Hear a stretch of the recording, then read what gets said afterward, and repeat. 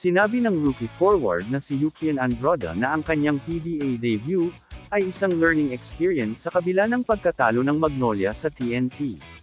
Inamin niya ang mga nawawalang open shots, ngunit idiniin niya na ang depensa, komunikasyon, at chemistry ng koponan ay susi sa pagsulong. Idinagdag ni Androda na ang mga pamilyar na mukha ay nakatulong sa kanyang pagsasaayos, kahit na ang pagbuo ng chemistry ay magtatagal. Nagtapos siya ng 12 puntos at nangako na tutukan ang depensa at lakas habang papasok ang Magnolia sa quarterfinals. Nagsalita din ang dating kampyon ng NCAA tungkol sa kanyang maagang pag-aayos sa locker room ng Magnolia, na nagsabing ang pagiging pamilyar ay nakatulong sa pagpapagaan ng paglipat, ngunit ang kimika ay nananatiling isang gawain sa pag-unlad.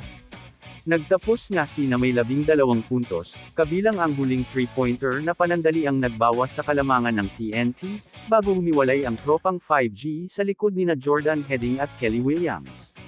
Sa pagpasok ng Magnolia sa quarterfinals, sinabi ni Androda na malinaw ang kanyang mga prioridad. Pagbutihin ang kanyang kahusayan sa 3-point shot, at iparamdam ang kanyang presensya sa defensive end. Isang linggo matapos tulungan ng San Beda na pamunuan ng kampyonato, sa kapinsalaan ng Letran sa finals, ang ika-6 na overall pick sa rookie draft ngayong taon, ay nababagay sa hot shots at isa sa ilang maliwanag na spot sa kanilang pagkatalo sa TNT.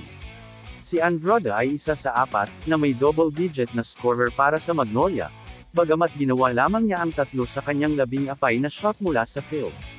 Nakakuha din siya ng ilang rebound na nahihiya sa double-double, at nakumpleto ang kanyang stat line na may 1 assist at 0 turnover sa loob ng mahigit 24 minuto. Ipinakita kaagad ni Tenorio ang kanyang tiwala sa 6'5" wingman.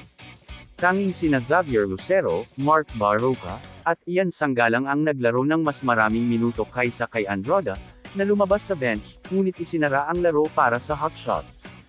Si Yukian Androda, ang promising rookie ng Magnolia, ay nakakakuha ng mga review mula kay Coach L.A. Tenorio, na nagsasabing siya ay magiging isang mahalagang piraso ng hinaharap ng hot shots, salamat sa kanyang katapangan, IQ, at kahandaang mag-ambag kaagad. Nagpakita si Androda ng mga kislap ng isang all-around na laro, pag-score kapag kailangan, pag-set up ng mga kasamahan sa koponan, at paglalaro ng may poise na lampas sa kanyang mga taon. Naniniwala si LA na ang kanyang etika sa trabaho at kakayahang umangkop, ay ginagawa siyang higit pa sa isang piraso sa bench, inaayos siya para sa mas malalaking tungkulin habang umuunlad ang hot shots. Ito ay nagpapahiwatig na ang Magnolia ay nag-iisip ng pangmatagalang, hindi lamang tungkol sa kasalukuyang kumperensya kundi pagbuo ng napapanatiling tagumpay.